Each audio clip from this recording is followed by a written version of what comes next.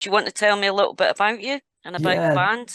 we formed it in 2019. First person to join the band was our drummer, our original drummer, but she left the band in 2021, or November 2021. The other guy joined the band in May 2019.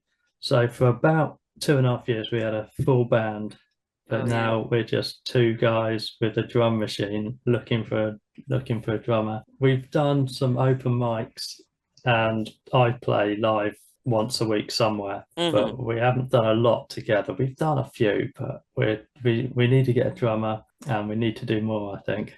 Oh, that sounds good. Yeah, drums are very important. Yeah, we've got a drum machine thing, which what where we're doing it is I've found a few drummers that aren't in the band, but we're paid them to make a drum beat for us to play along to. Hmm. And that sounds pretty good, but it's a slow process because we've got 20 songs that we play live, and we got another 20 songs that we want to start playing. So it's a slow process. We've only got 4 songs done so far. Every time I go to practice, I end up coming up with something new. So we've just got tons of material now. Get out there and play live, I think. It's good to get stuff on the radio though, to be fair, because we've only been on 3 radio stations so far, and you're the third one. And the second one, they absolutely hated us. There Really? was a radio station in Canada. Yeah, the comments, because they put live comments up. Yeah, they slaughtered us. They That's were not having none good. of it over there. But it They're, was a they're, bit random because I don't think the presenter was too happy about it because he obviously thought it was pretty good or he wouldn't have played it. well, But that's what my thoughts would be. yeah, they weren't having it. But the other radio station liked us, and it's good that you're playing us. So at least it's a great way of getting heard because on social media it's pretty hard to put your stuff up, and unless you run adverts, no one ever listens to it. So radio is great for that. Hmm. So, what kind of motivates you? What is going on in your head Yeah, when the you write words, a that's song? I come up with something that I think sounds good, and then it's just a matter of trying to create a theme throughout the song, because otherwise you end up with loads of lines that you think sound good that don't make any sense together. And to be honest, I've got an awful lot of that in my stuff. So it's not like I ever have an idea for a song that's like a whole song, but I'll just have some ideas and just try to put the ideas that go together best together. And I hope it doesn't make absolutely no sense when you listen to it all together. But I mean, a lot of it does, but I don't have any particular thing that motivates me. I just like when you hear music, you have an idea for the kind of words that go with it, just kind of instinct, I suppose. But I very rarely think of lyrics without hearing music. And most of my lyrics, well, not most, but a lot of them, I think up when I'm listening to other songs. So, what are your main influences then? Totally random, to be fair. When I was a teenager, when I started just trying to form a band, my influences are very different to what they are. So, being like grunge, kind of late middle 90s stuff like Bush, Silverchair, and Nirvana, even though they didn't actually exist anymore. And then I just started listening, and also just any sort of heavy rock music from that era, like Green Day, Korn, Limp Bizkit, oh, just anything really, anything well known from that era.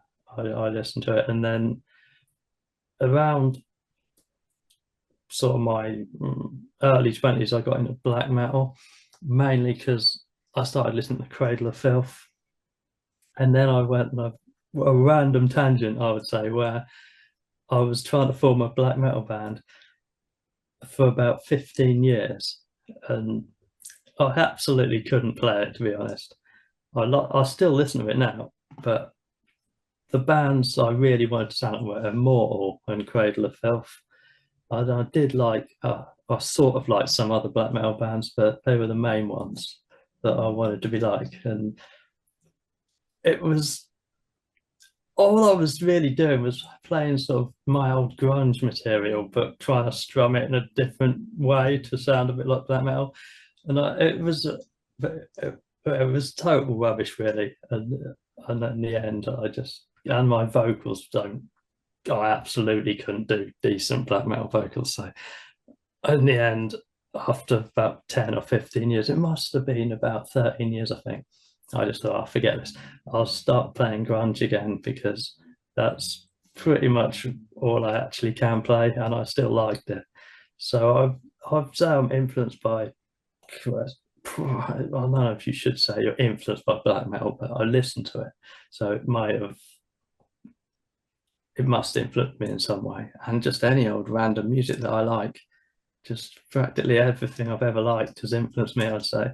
So it's it'd be interesting for someone to hear our music and say what they think I've been influenced by.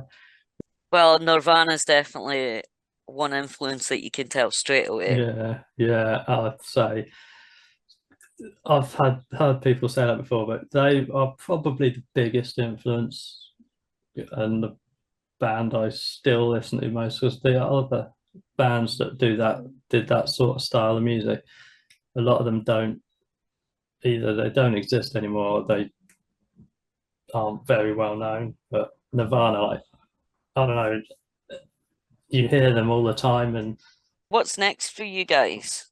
gonna just try and get the drums sorted out and start playing live. So have you got any gigs coming up? I will be playing at a few places. It's open mic, so it's not technically a gig, I suppose. At the Railway in Winchester, closest open mic. But It's a yeah, good way to that's what. get some experience of doing live as well. Yeah, you need it as well because it's so different to playing it in your spare room or. So what would you say to somebody that wants to get into music? But be prepared to keep practicing because when you start, you're going to be rubbish, which I certainly, well, I'm not saying I'm brilliant now, but when I started, I was absolute rubbish. So keep practicing. So that's some advice. But if you're just talking about making the music, it's just practicing it. And but then I'd say don't overdo it. So what's the dream? Absolute dream for me would be millions of things, but to have the drums or a drummer and be playing live often, that'd be the dream, big style. When you achieve superstar status, where would you like to play? Well, the first one I'd love to play, I'm not sure it will still exist, Brixton Academy. So I've been there loads of times and it always sounds great and looks great. But a lot of the venues I went to when I was in my teens and 20s have shut down. So you can never assume anywhere you've been to that you'd love to play will still exist at any point in the future. But Brixton Academy for sure. And some of the good festivals, Reading, Glastonbury, Download would be good. Isle of Wight would be good. Anywhere I've been to, I'd love to play at. Check us out if you can, and hopefully we'll see you live with our funny drum machine somewhere around the country. We'll try and get to wherever we can, maybe even up to Scotland one day. That would be great. It would I'd be great definitely for come us. see you. Oh, nice. Look forward to it.